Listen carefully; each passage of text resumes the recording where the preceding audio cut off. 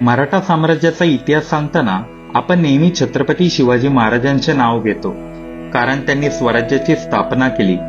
परंतु स्वराज्याची स्थापना ही केवळ सुरुवात होती. त्या स्वराज्याला एक विशाल आणि शक्तिशाली साम्राज्य बनवण्याचे काम ज्यांनी सातत्याने केले ते म्हणजे पेशवे. पेशव्यांच्या काळात मराठा साम्राज्य इतके सामर्थ्यशाली बनले की त्याचा प्रभाव संपूर्ण भारतभर पसरला. दिल्लीपासून दक्षिण भारतापर्यंत, गुजरात पासून बंगालपर्यंत मराठ्यांचा दरारा निर्माण झाला होता.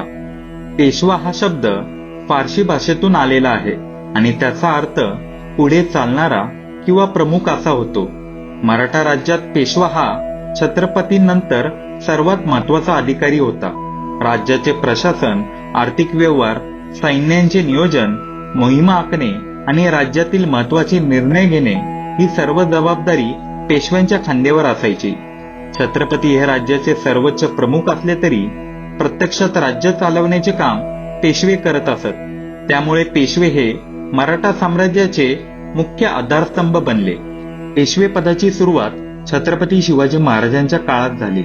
सन 1674 मध्ये शिवाजी महाराजांच्या राज्याभिषेकावेळी अष्टप्रधान मंडळाची स्थापना करण्यात आली.